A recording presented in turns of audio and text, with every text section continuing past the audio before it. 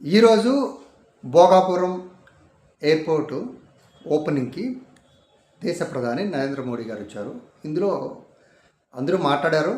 దాంట్లో భాగంగానే deputy chief minister Pawan Kalyan garu ఏం మాట్లాడారో ఒక్కసారి విందాం. తర్వాత చర్చలోకి వెళ్దాం మనం.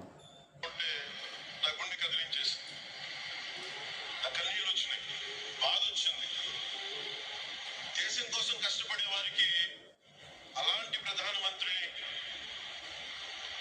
చాలా మంది ఆయన మీద మాట్లాడుతూ ఉంటే, ఆయన్ని అనకూడని మాట్లాడుతూ ఉంటే నా గుండె కదిలించేసి నా కన్నీళ్ళు వచ్చినాయి, బాధ వచ్చింది.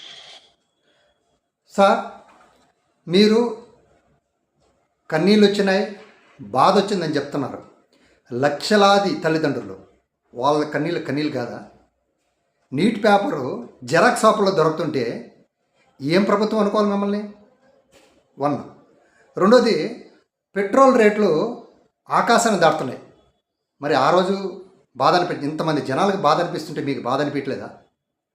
అదేవిధంగా ఆంధ్రప్రదేశ్లో ఒక ఆమెని గుంటూరులో మీ కోతవేట దూరంలోనే వివస్త్ర చేసి ఆమెను చెయ్యరాని విధంగా చేసి రోడ్డు మీద కొట్టారని. మరి బాధ అనిపించలేదా మీకు? ఇలా మీరు అన్ని అవసరం లేదు.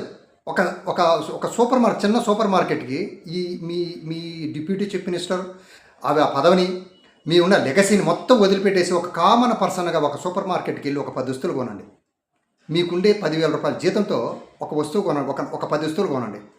ఆ 10,000 అక్కడే పెట్టి రావాల్సి వస్తుంది. ఎందుకు పెంచుతున్నారు రేట్లు? ఎందుకు ఈ విధంగా ధరని కంట్రోల్ చేయలేకపోతున్నారని ఎవడో అడిగినా సరే దేశద్రోహం. మరి అదే రామ మందిరంలో వేల కోట్ల రూపాయలు దోసేశారు. మరి అప్పుడు బాధ అనిపించలేదు మీకు? అడగలేదా మీరు? ఇట్లా భజన చేయమంటే మనం ఎవరికైనా భజన చేయొచ్చు, ఎంత దగ్గరైనా పోవచ్చు. కానీ